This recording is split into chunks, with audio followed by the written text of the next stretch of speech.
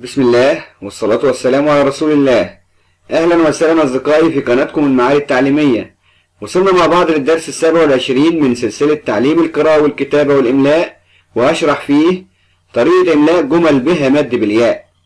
تابعوا معايا الحلقة للنهاية عشان نفهم الطريقة هتكون إزاي، ولايك وشير للحلقة، واللي أول مرة يتابع القناة يعمل اشتراك ويفعل الجرس عشان يوصل له كل جديد.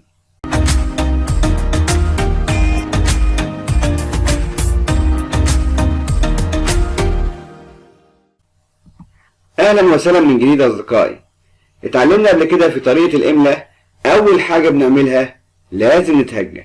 عشان نقدر نتملى الجملة صح لازم دايما نتهجى. طيب كنا بنعمل ايه؟ بعد ما المدرس بيقرأ الجملة بنبدأ نقرأ الجملة وراه مرة واثنين وثلاثة عشان نثبتها في دماغنا، وبعدين نتهجى الجملة كلمة كلمة ومقطع مقطع زي ما اتعلمنا في طريقة القراية قبل كده. ولازم نراعي دايما التدرج من الأسهل للأصعب زي ما هنشوف دلوقتي في الجمل اللي هنمليها هنا.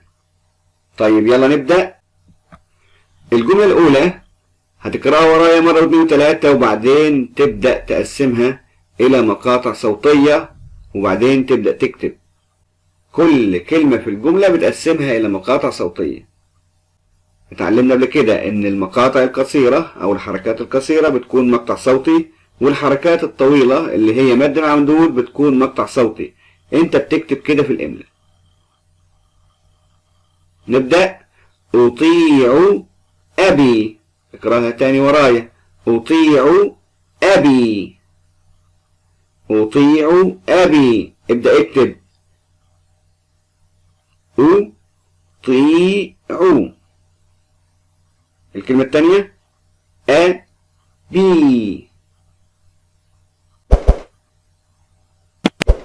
الجملة اللي بعدها بنفس الطريقة هتقرأها ورايا مرة واثنين وثلاثة، وبعدين تبدأ تكتب مقطع مقطع. زارني خالي. زارني خالي. نبدأ نكتب زارني.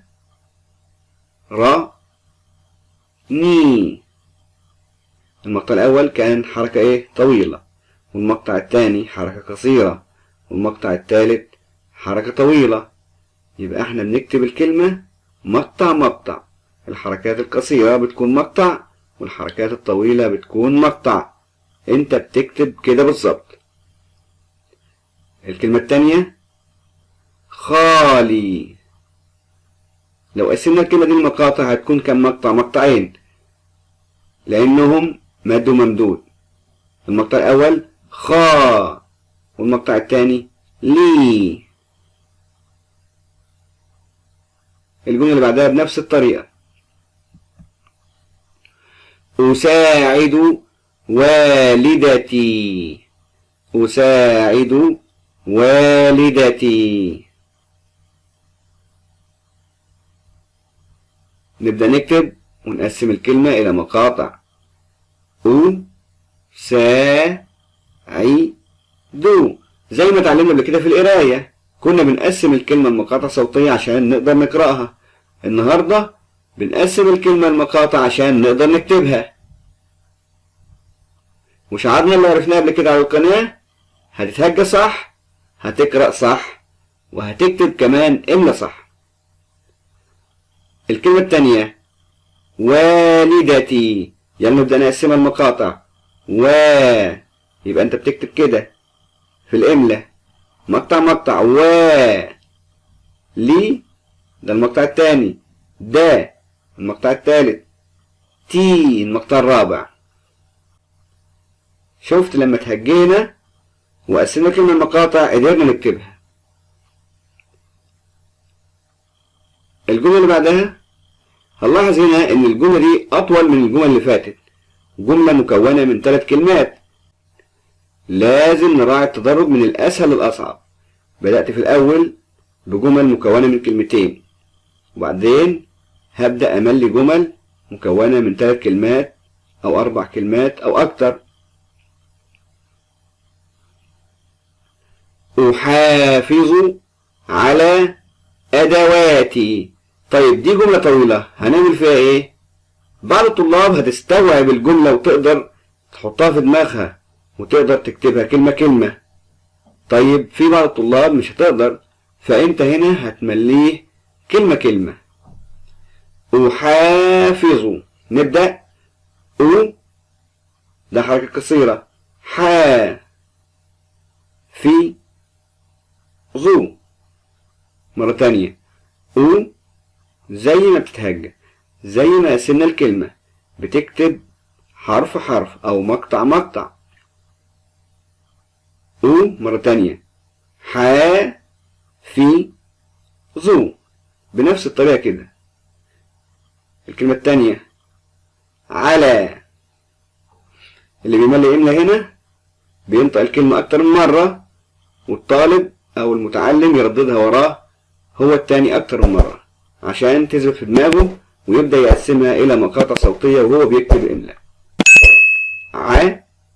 لا. الكلمة التالتة أدواتي.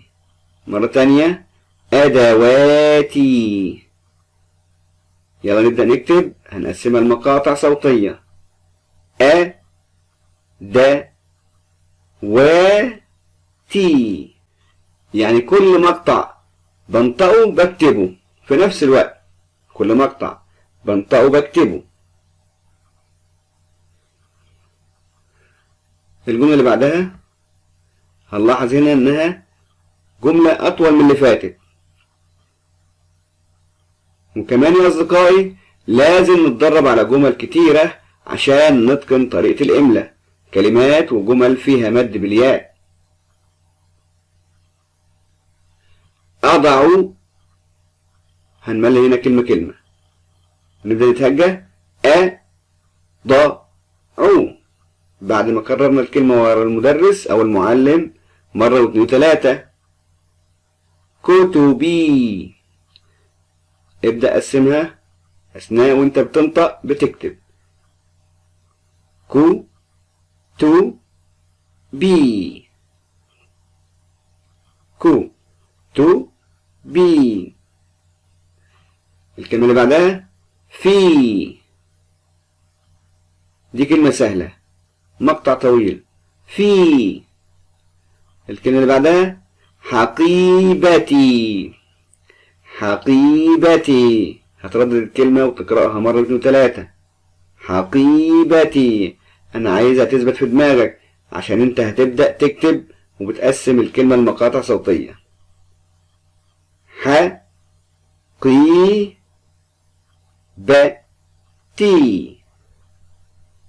مرة تانية. حقيبتي. بنفس الطريقة اللي بتهجى بيها واللي بتقسم بيها الكلمة بتكتب بالظبط. اللي بتنطقه بتكتبه. الجملة اللي بعدها هنلاحظ هنا انها جملة اطول من اللي فاتوا، وانا قلت في الاول لازم نراعي التدرج من الاسهل للاصعب، وانت لازم تتدرب على جمل اكتر واكتر عشان تتقن طريقة الاملاء.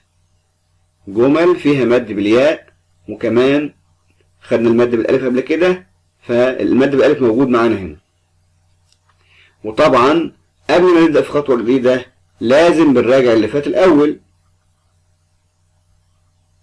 هنا هنملي كلمة كلمة. زار. انطق ورايا مرة 2 و3. زار. زار. ابدأ اكتب، قسم الكلمة مقاطع واكتب المقطع اللي بتنطقه. زار. في نفس الوقت زي ما نطقت بتبدأ تكتب زار. الكلمة التانية اللي بعدها صديقي. كرر الكلمة ورايا، انطقها ورايا مرة 2 و3. صديقي. صديقي. ابدأ اكتب، قسمها المقاطع. صديقي. صديقي. الكلمة اللي بعدها مدينتنا. مدينتنا. اقرأ الكلمة ورايا مرة 2 3. أنا عايزة تثبت في دماغك عشان أنت هتبدأ تقسمها وتكتب. نا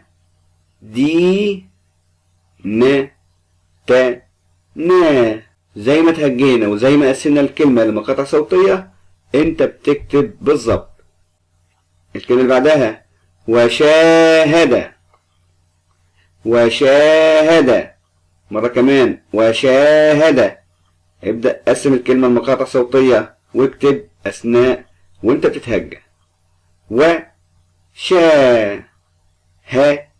دا مرة تانية.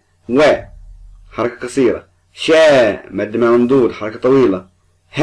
حركة قصيرة. المقطع الأخير دا. الكلمة بعدها مناظرها. مرة تانية مناظرها. لازم نراعي مخارج الحروف أثناء وانت بتملي الجمل للطلاب، ونراعي عدم السرعة أثناء إملاء الكلمات عشان الطالب يسمع منك الكلمة كويس ويبدأ هو كمان يكتب الكلمة صح ويكتب الحروف صح.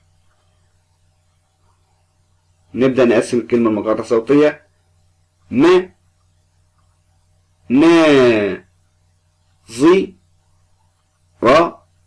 ها. في النهاية بنبدأ نصحح الجمل اللي كتبها الطالب اللي قدامنا دي ونشوف أخطاؤه فين. إذا كانت أخطاؤه في الحركات بنطلب منه يراجع الحركات مرة تانية. طيب وإذا كانت أخطاؤه في المقاطع اللي هي المد مع الممدود بطلب منه هنا إنه يرجع يحفظها من جديد وبعدين أمليه إملا من جديد.